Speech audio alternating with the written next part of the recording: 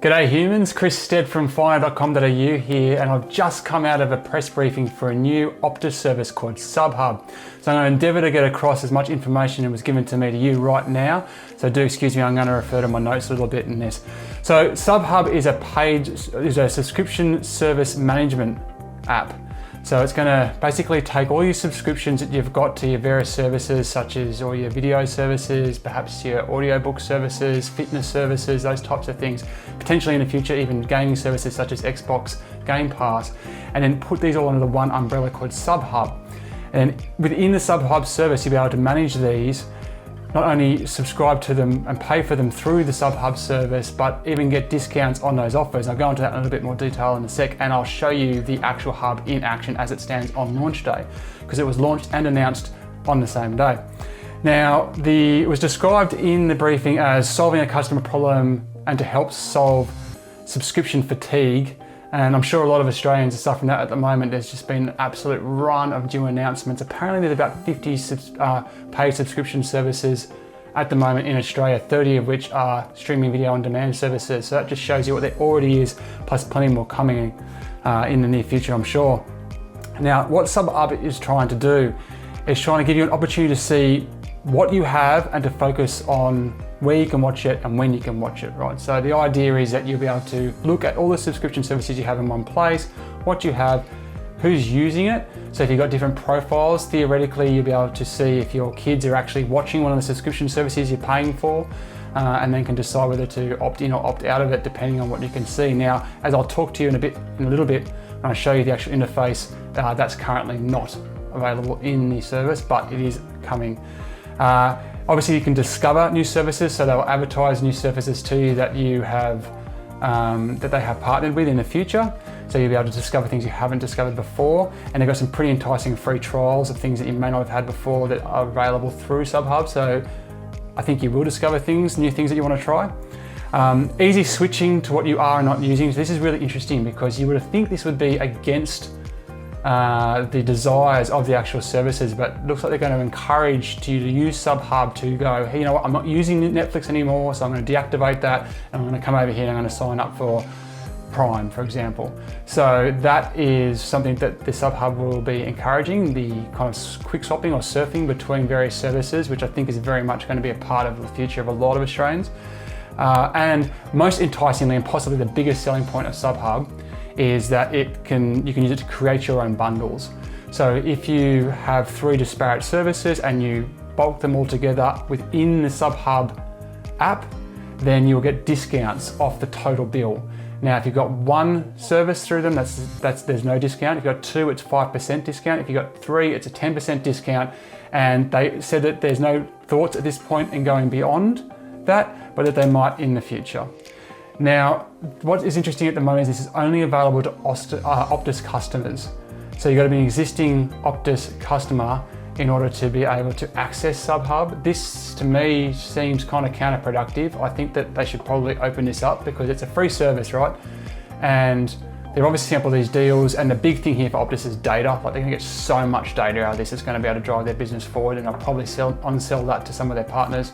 So I'm surprised that they're gating it to just Optus customers at the moment. You have to be an Optus customer in order to access SubHub. So that's important to note. Now let's just jump on and have a quick look at the actual interface, and I'll talk a little bit more through what you're going to see when you load up SubHub for the first time. Here's a quick look at how SubHub is looking at the moment. This is on launch day. In fact, it's just a few hours after launch, so there's a few pieces missing, I would suspect. But you can see here I've added my Optus Sport subscription, which as an Optus Sport broadband user I have access to for free.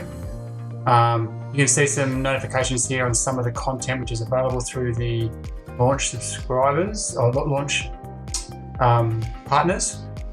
And down here you can see the launch partners as well. Now there's 12 months of access to Amazon Prime. That's all of Amazon Prime. So that's the music, the gaming, the free shipping, and the video service. We've got write-ups of all of those on the fire.com.au website. You should definitely take a look because Prime has extraordinary value. Really good in my opinion. You've also got some months of trials, free trials for these other things.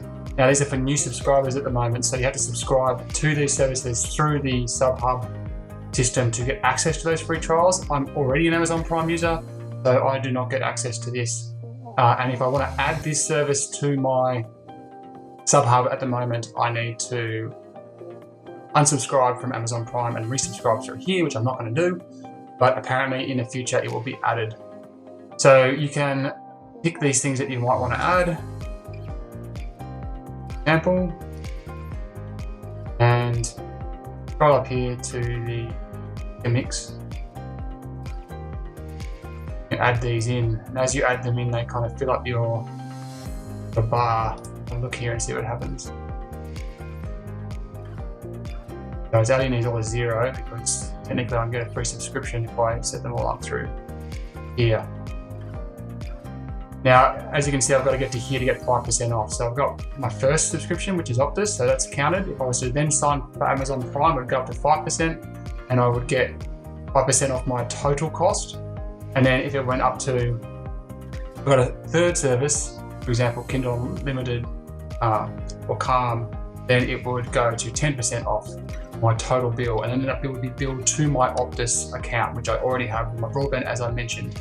So that is how this system works at the moment. What I cannot see at this stage, which they alluded to, was when you go into your existing Optus Sport, for example, it doesn't have any information here, as far as I can see, about when it was last used and how often it is used and which profile or account is used, which what they said was one of the big pluses of SubHub, the suggestion that you would be able to see what you're actually using and not using as a family, and therefore make better decisions on what to cancel and keep. So that's not there at the moment. But useful dates and so forth. Hopefully you can get those in some sort of calendar or grid later on. And a bit of a browse here, and it shows you some of the stuff that's trending. I've got no reason at this point to believe this is anything other than a feed direct from the apps. I don't know if there's an Optus algorithm in play that is defining what you're allowed to see in here. But I guess that'll open up over time. So there you are, very interesting. So that is a quick early look at Optus SubHub, which was announced and launched on August 18, 2021. Now, as you could see from that video, they're already live with Amazon Prime, Kindle Unlimited, Calm, Optus Sport, which is obviously included with most Optus plans. Inkle is another one that they've said is available at launch. And then coming soon, they've already flagged they're gonna have Netflix, Paramount Plus, BritBox, Fit, Fetch, iWonder, Archibi, I think it's pronounced, and Discovery Plus they mentioned in the press release, which is particularly interesting because it actually hasn't been announced for Australia yet. So did they just slip up then? Has that just been announced? So all these services have already been announced to be coming to SubHub in the future. They said in a briefing that they're talking to all the subscription services. They want them all involved through SubHub. They want to aggregate them all through there. That's going to be an interesting challenge for them, especially when you've got Telstra providing a lot of the key services in Australia, such as Binge and KO Sports and Foxtel now. So that'll be interesting to see if they can get those guys on board. And some of the interesting figures that they did throw up in that press release was that there's 40 to 45 million total subscriptions in Australia as we currently stand in mid-2021, an average of 5.5 subs per household. So subscription fatigue indeed for a lot of us.